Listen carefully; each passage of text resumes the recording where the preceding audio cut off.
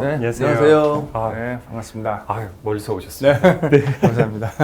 네. 요즘 어떻게 지내세요? 많이 바쁘시죠? 예, 요즘에 다시 또 좀 부동산 시장이 조금 살아나는 듯해서 네. 예, 좀 손님들, 우리 VIP 손님들 상당히 많이 늘었어요. 네. 그래서 분위기가 조금 작년 말하고 좀 달라진 것 같긴 합니다.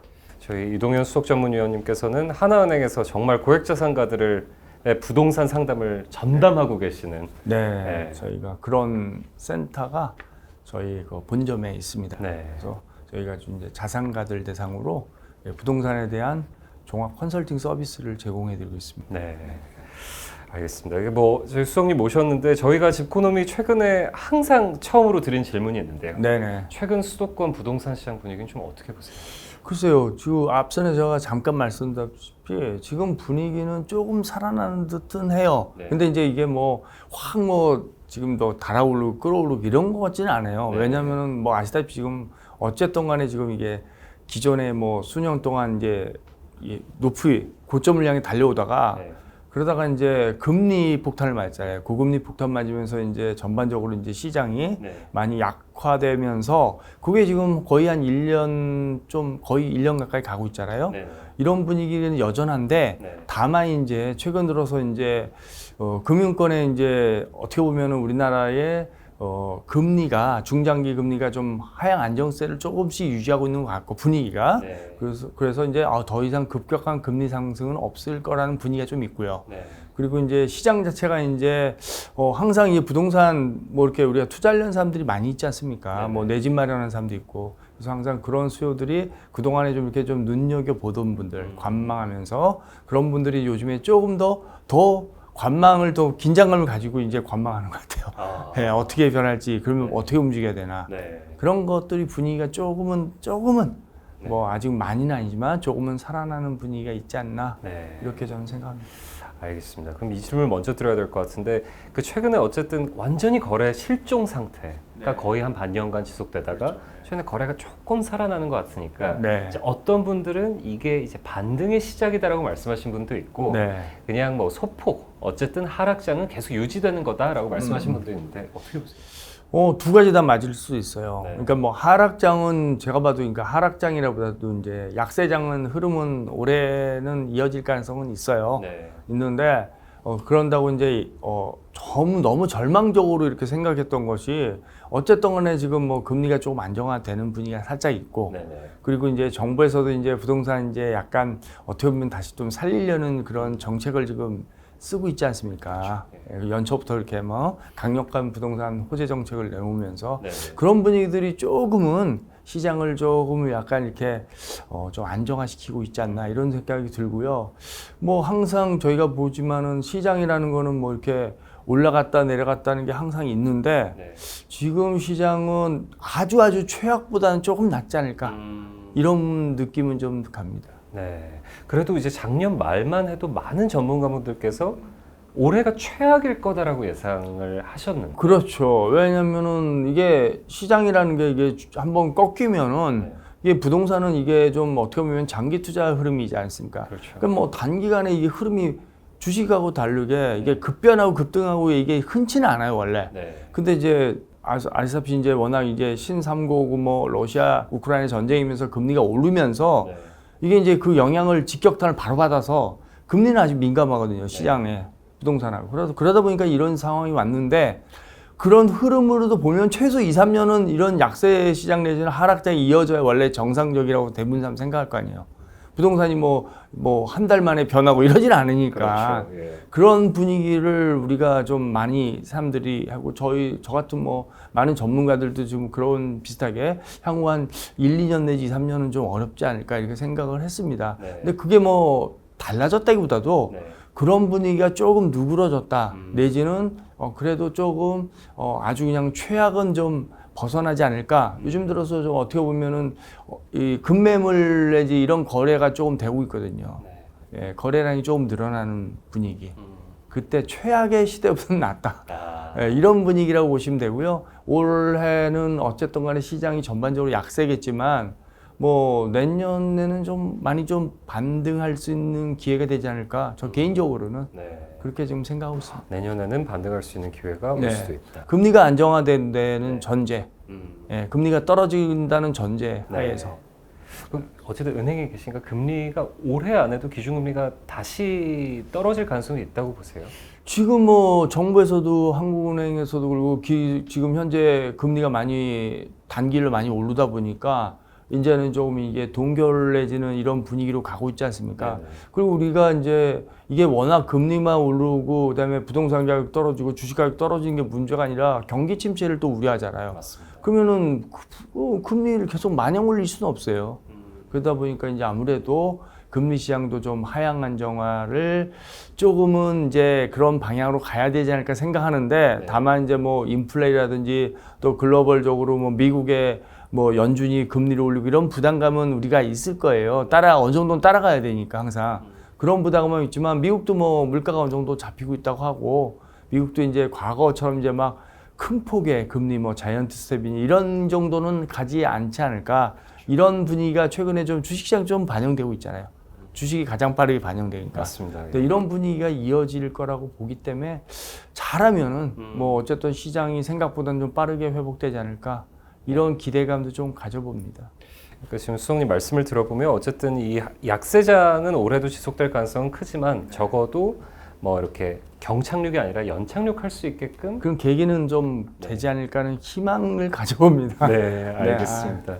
그러면 이게 어쨌든 간에 하락장, 그러니까 그런 부동산의 큰 사이클에서 이렇게 좀 약세장으로 접어든 사이클은 분명한 것 같은데 과거의 하락장들과 비교해서는 혹시 어떤 때와 제일 비슷하다고 보세요? 글쎄요, 제가 보기에는 이런 분위기는 뭐 과거 우리나라에 크게 경제 위기를 말할 수 있는 2번 정도가 있었잖아요. 한 대는 뭐 90년대 후반 IMF라는 거. 네. 그 다음에 2008년도 요 무렵에 글로벌 금융위기.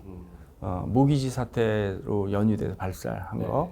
이럴수도 제가 보기에는 2008년 현상하고 조금 비슷한 것 같긴 해요. 제가 보기에. 왜냐면 그 직전에 부동산 시장이 2000년서부터 IMF를 극복하고 나서 부동산 시장이 뭐 어디에다가 뭘 지어도 아파트든 오피스텔이든 뭘 지어든 상가든 분양이 너무 잘 돼가지고 그냥 뭐 건설사들이 초호황을 맞던 시기가 있었어요. 왜 하냐면 제가 그때 건설회사에 있었거든요.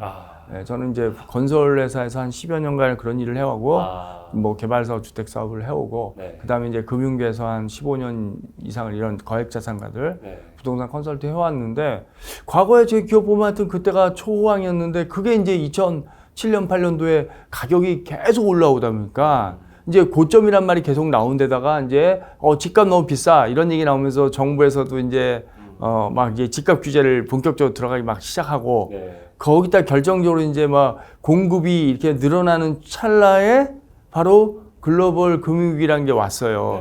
지금도 사실은 어떻게 보면 우리나라의 그런 문제가 아니라 지금 글로벌적인 문제잖아요. 그렇죠. 미국 연준이 지금 관여되는 거는 다 저기 러시아 우크라이나 전쟁에서 발발한 거고 그게 유럽과 전 세계를 지금 통틀어서 이렇게 가는 거기 때문에 제가 보기에는 오히려 지금 글로벌 금융위기 때하고 좀 비슷하지 않을까. 그래가지고 단기 올랐다가 이제 그 조정받을 시점에 이제 이런 글로벌 위기가 오면서 지금도 고금리 사태가 오면서 이제 시장이 좀 조정받다가 근데 그게 생각보다 그때 당시에는 아직 우리가 아주 대폭락이 올 거는 대폭락은 안 왔어요, 사실은. 이제 그런 분위기가 저는 오지 않을까. 저는 좀 비슷하다고 좀 봅니다. 그 당시가. 그러니까 외환위기 때보다는 글로벌 금융위기 때랑 그렇죠. 상황이 외환위기 때는 사실은 어떻게 보면은 우리나라나 일부 뭐 아시아 국가에서 문제였지 글로벌적인 문제는 아니었대요.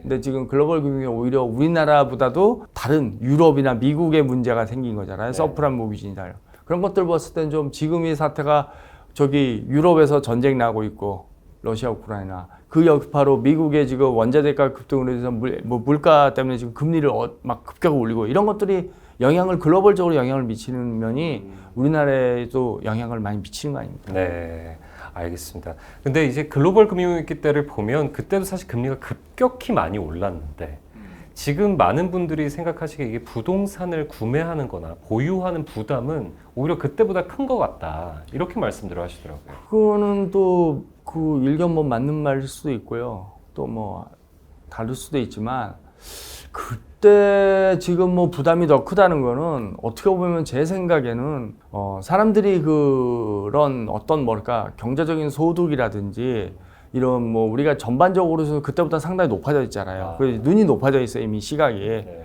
그런 생활을 하다가 상대적으로 이제 더 이제 이렇게 나빠지게 환경이 여러 가지 이유로서 추락하게 되면 그걸로 인한 상실감은 더 커지지 않았을까 이런 생각이 좀 들고요. 네.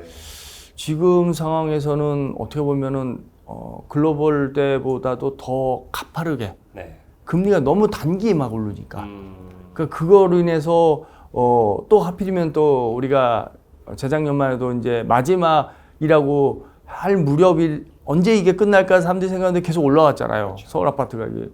그때 이제 영끌하시던 뭐 2030 MZ세대부터 이런 것들이 전반적으로 지금 그게 더 타격이 그분들이 더 클 것 같아요. 왜? 내가 월 300으로 내면은 대출이자 커버하고 어떻게 200 내고 버틸 수 있는 사람이 지금 400, 500, 600 내면 이건 상태가 완전히 가버리거든요, 사람이. 네. 그 맨정신에 멘붕이 올 수밖에 없죠. 이제 그런 상황, 이게 좀 천천히 스텝을 밟으면서 다니고 지금 급격히 이렇게 확 올리니까 그게 영향이 아주 큰 것 같아요. 그러니까 이게 똑같이 금리가 많이 올랐어도 이게 뭐 특히 이제 젊은 층들이 코로나 시기에 너무 연끌도 많이 들어가 있었고, 그렇죠. 그러니까 사회적으로는 타격이 좀 더 클 수 있고. 그리고 이게 당시 부동산만의 문제도 아니고 그렇죠. 이게 연끌이 뭐 우리가 직접적으로 뭐 주식, 코인 시장 다 그렇잖아요. 네. 그러니까 이게 지금 멘붕이 올 수밖에 없죠. 이게 뭐 어느 한쪽 시장이라도 이렇게 달아오르고 이거 부동산만 떠 이런 게 아니니까. 그러면 뭐하냐 거기다가 다 연끌하신 분들 많을 텐데 그분들 안타깝지만 어쨌든 간에 네. 그런 상황이 지금 왔다고 보고 있습니다. 예, 알겠습니다. 이 뭐 작년 하반기에 금리가 급격히 오르면서 유난히 월세 선호 현상이 되게 심했었는데 이게 뭐 향후 전세 가격은 좀 어떻게 될 거라고? 그게 또 우리가 생각해 볼 게 월세 선호 현상이 컸던 거는 뭐 여러 가지 복합적인 원인이지만 금리가 너무 가파르게 오르다 보니까 전세자금 대출 같은 것들이 기존에 월세보다 더 비싼 이율이 나가는 분위기예요. 네. 집주인들은 뭐 어쨌든 간에 금융기관처럼 뭐 이렇게 막 올리기보다도 월세 좀 안정적으로 좀 임대 수익 누리고 싶다는 사람들이 누리려는 그것보다 단기 내에 급격하게 오르다 보니까 전세자금 대출이라든지 뭐 담보대출을 통해서 뭐 전세를 들어 이런 수요들이 더 비싼 금리를 내는 역전 현상이 나타나니까 사람들이 굳이 그렇게 갈 이유가 없고 또 하나는 지금 뭐 어찌됐든 간에 전세 가격이 전반적으로 집값이 안 좋아지면서 전세 가격이 어떻게 보면은 전세 가격이 많이 더 집값이 떨어지고 이러니까 전세에 대한 부담감이 있는 거죠. 네. 목돈이 없어질까봐. 그렇죠. 그런 분위기. 거기다가 뭐 빌라왕이니 뭐 이상한 소리 자꾸 나오니까 사람이 이게 맛이 가는 거예요. 네. 뭐 우리가 뭐 그런 전세금을 내가 정상적으로 해서 예전에는 당연히 회수할 수 있다고 생각했는데 집값이 전세금을 역전해버리거나 아니면 근접해버리면 멘붕이 오는 거죠. 그러니까 이제 사람들이 이건 아니다. 네. 그렇게 생각할수록 더 전세보다는 월세로 하고 집주인 입장에서도 월세 여기 어디도 뭐 이자 받는 것보다 이게 더 낫다고 생각할 수도 있거든요. 케이스 바이 케이스겠지만 네. 전반적으로 그런 분위기가 좀 서로 상호 맞은 것 같아요. 그러면 이게 뭐 어쨌든 금리가 하향 안정화 추세를 보일 거라고 말씀을 해주셨는데 그럼 전세 가격은 좀 어떻게? 전세도 당연히 이제 그렇게 되면 네. 당연히 전세 수요 또 살아나겠죠. 네. 제가 보기에는 한국에서 전세 시장은 독특한 시장이라 전세가 없어질 것 같지는 않아요. 네. 그게 전세가 하나의 어떻게 보면 또 이게 디딤돌 역할을 하거든요. 네. 재테크의 디딤돌 역할. 그러니까 월세로 해가지고 내가 월세를 내는 건 좋아요. 월세를 네. 내는 건 좋은데 그럼 내가 어떻게 보면은 보증금이라는 부분에서 전세는 뭐 보증금이자다. 그렇죠. 근데 월세는 그게 아주 극소수의 아주 작은 보증금에 매월 정기적으로 월세 돈이 나가니까 나중에 결국 보면은 이제 그 돈을 가지고 전세자금으로 잘 이렇게 굴리거나 재테크를 잘 하시면 상관없는데 시장이 지금 뭐 주식도 안 좋아, 코인도 안 좋아, 다 이런 상황인데 잘못 들어보니 날아가는 거야, 그것도. 그렇죠. 네. 근데 상대적으로 전세는 어쨌든 간에 내가 맡겨놓은 거니까 찾을 수는 있잖아요. 네. 근데 그래서 우리나라의 그 전세 시장 제도는 이거는 하나의 그 재테크 수단의 방편으로 많이 활용되고 있고 여전히 유효하다고 저는 봅니다. 네. 그러면 이게 매매 가격 뭐 작년 하반기에 많이 떨어졌는데 전세 가격도 같이 떨어질? 지금은 매매 가격이 떨어진다는 얘기는 전세 가격 보통 보통 연동하게 돼 있어요. 네. 뭐 아주 뭐 이상하게 뭐 반대로 가거나 이런 경우는 거의 많지 않고 네. 그러면은 집값이 떨어지면 전세값이 떨어지고 네. 전세값이 떨어지면 집값이 떨어지고 이런 것들이 보통 많이 연동을 합니다. 네, 알겠습니다. 이 뭐 흔히 부동산 시장은 사이클이 있다고 말을 하잖아요.